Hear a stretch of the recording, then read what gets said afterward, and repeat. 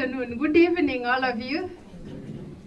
It's my pleasure to stand here and welcome my son. This thing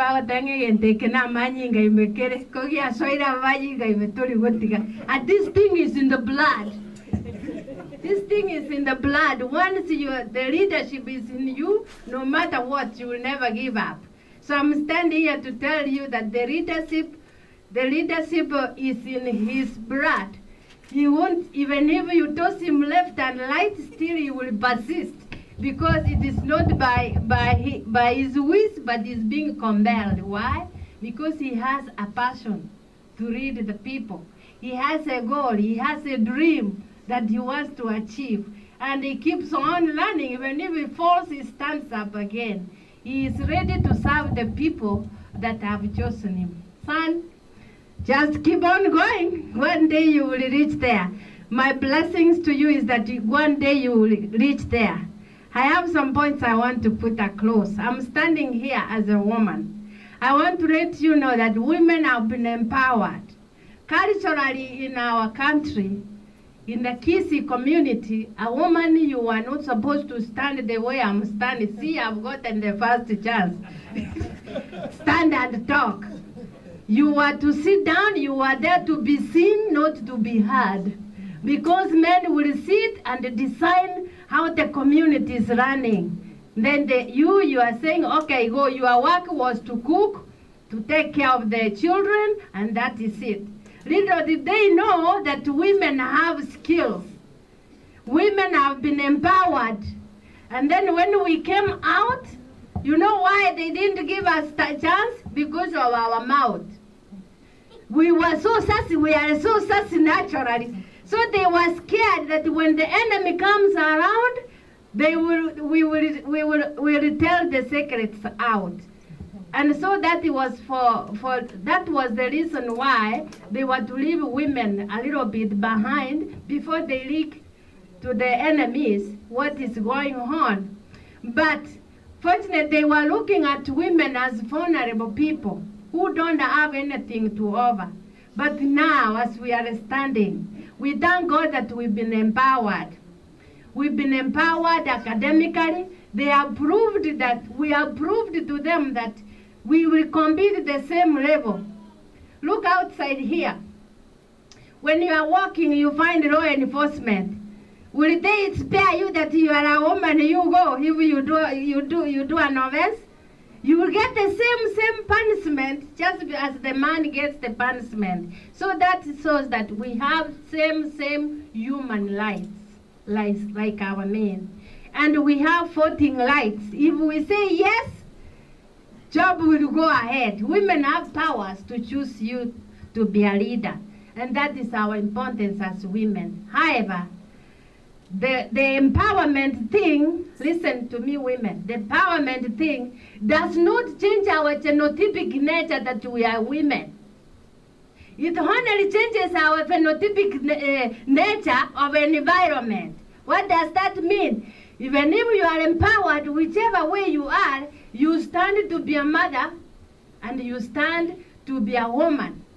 You stand to respect your husband and make your family stand. So the fact that you are empowered, yes, you've been empowered, and empowerment is to get ideas and share opinions on how to improve your skills around and utilize the available resources that is close to you. That's what empowerment means. It doesn't mean that when you are empowered, you talk down your husband, you talk down the men who are leaders. But it is a way of saying, given an opportunity, I can do the same thing men are doing. That's what we call empowerment. With respect and guidance, then women can perform. I'm calling upon you. Son, when you will be a leader, remember to give women a chance. Those who will fight for you, at least to exercise and listen to those people who have chosen you. So that if you listen, you can go far. If you motivate these women, you know why you should work hard and consider women? They are the ones who go back to the house and talk to their husbands. Whatever they will say, the husbands will say, yeah, Mom, you have spoken good. There reaches a situation whereby men have to compromise. So if you treat somebody's wife nice, alternatively you will have a fault from this man. So that's why you need to treat women with equal dignity and decency. One point I could say is this: you have to work hard and respect yourself. Respect your family comes first. Work hard, follow your passion, but respect yourself first. Respect your family, then you will respect the people who will elect you. That's point number one. If you don't respect your family or your wife, she will terrorize you, you won't move. It's when you are speaking, the wife is down there. What is she talking now? She's a useless man. But if your woman is promoting you from down there, you will go far. So respect yourself and respect your family.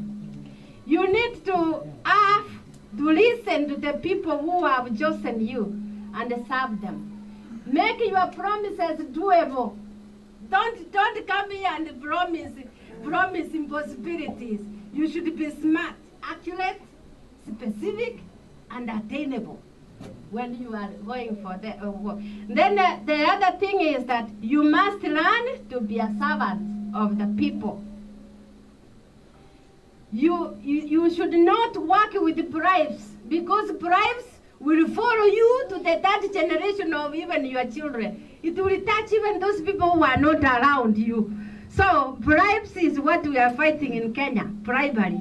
So if you are being elected, you are coming from America to go and fight for a seat. Please, can you stand as a unique person who has experienced how corruption can become, not going and join them? You say if you don't win, you join them. So you go there, you continue with the idea of accepting bribes, just as the same people who are in our country are doing. So you need to stand out as a unique person and God-fearing, so people will follow what you are implementing as a leader.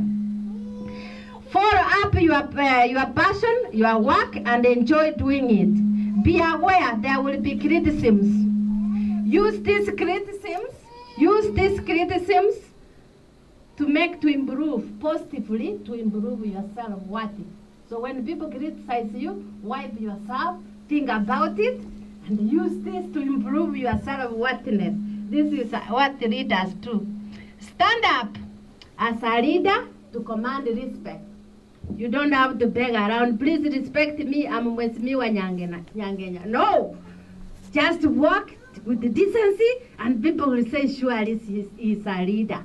So let you walk so that you command respect as a leader who is walking around. Be open-minded for change.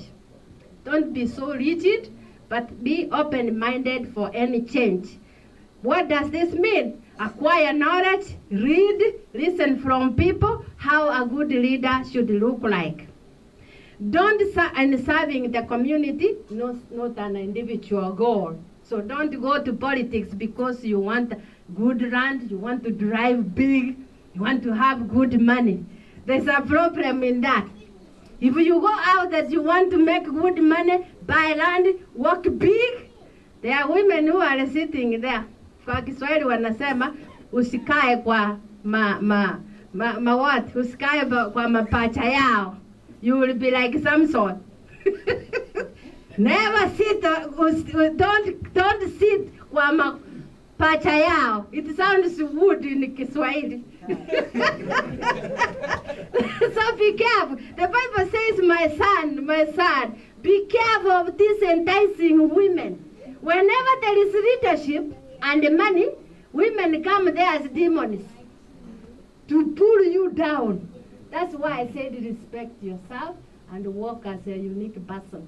Because women are there to pull you down. Women are pulled leaders, big leaders. In the Bible and brother, women are pulled big leaders. And this has brought a notion on men. Whenever a man has gotten power, the second thing it is thinking about is a woman, marrying a woman. who is beautiful. The beautiful ones are not yet born, my son. They are coming. So you better have self-control and self-discipline. Respect the one you have, respect your family, and your leadership will be blessed. The moment you allow women to crunch into your business, you are done. You can see even here in America, you see what Cosby, the great man, where he ended up, and other men, because of women. You do something jokingly right now, it follows you when you are 90 years. That you touched me inappropriately. Oh my God, I was just kidding. No, that was not kidding. I need money. So be careful. There's nothing like kidding around here. There's nothing like kidding around here. You touch fire, you are in to burn yourself. Don't put charcoals on your chest. So be careful. You are handsome. Behave protectively because you have a value you are defending in leadership. So don't hang around with these women. They are bad. Women, we are bad. We can lower you down in a minute and you are done. What kills leaders is unfaithfulness. Even for women, I can say this. You can climb higher nicely, but the moment you run into unfaithfulness, you are done. Everybody looks at you that you have done the worst criminal in the universe. Unfaithfulness is dangerous. You can create, you can decorate yourself, you can climb higher. But once people suspect that you are unfaithful, I'm standing here talking to you with confidence simply because I'm faithful. The moment I mess around, I will not stand. So unfaithfulness is so bad, it can lower you down. You know what it did? It made Samson's eyes to be poked out, simply because he fell in love with Delilah. That's how dangerous women are. So, my son, stand firm, stand uniquely, be careful when you get money, what you use for. When you get leadership, make sure you use it with that. You have too much to accomplish in a short period of time. There comes a time you make choices and choose priorities of your leadership. So make sure you prioritize choices according to the situation. If you go to Punga, you don't stay there forever. You have the shortest time to accomplish what the people have sent you to do. So you need to prioritize according to the promises you made to the people and the community. Always value will surpass reason to what you are doing. If you value the people you are serving, always will surpass what you are doing. Fear of the Lord is the ultimate goal to success. If God has chosen you as a leader, you've been anointed by God, you will not escape. He will bless you and you will be successful. It doesn't matter how you started. What matters is how you will end.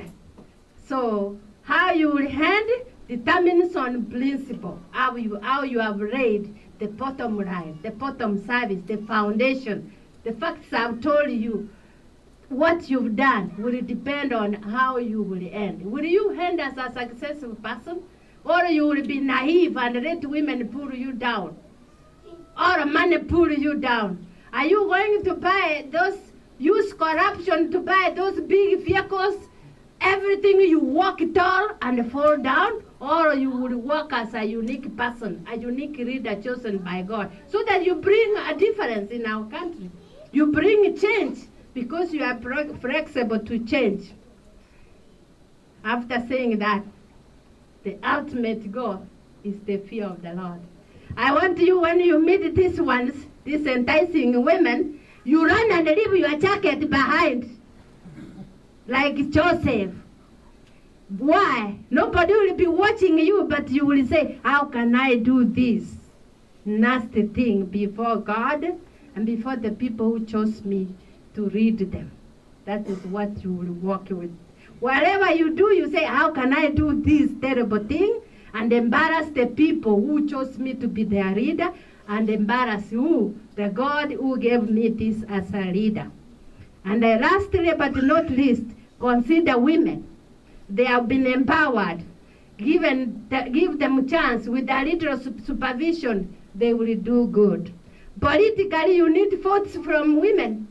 So what you will do, put them as administrators, give them a chance to do that, and give them, you see women in uniform. You see women will be your bodyguards. But be careful. Be careful how you treat them. They are so enticing. Then right to say that one I have to emphasize on that, because I've seen big women, big men being dropped down, and they leave their leadership in a mess. So be careful. You have to wear what we call defense mechanism. If you keep on leaving yourself anywhere, we will terrorize you. You won't go anywhere. So you have to wear some face. You know what I'm talking about? That here is a no soul. Here is a no soul. So they know if you joke with Bwomanga, he has a no soul area. So even if you are campaigning, oh, I will help you, people from my side to give you, I come and sleep in your house today, so we arrange how we are going to get votes. They should know here is a no soul. Because the moment you give it in, you are done, my son. You are done. Thank you for listening to me. And when you choose these women, don't call a women conference. And when you look at that conference, it's all men seated around here. Let the women do their thing, stay there and collect where they have gone wrong. Don't just go there and start controlling even women conferences. No, let them do it, stay around here, be an overseer. And by doing that, you will do good. Otherwise, I wish you my blessings with those few remarks. Thanks.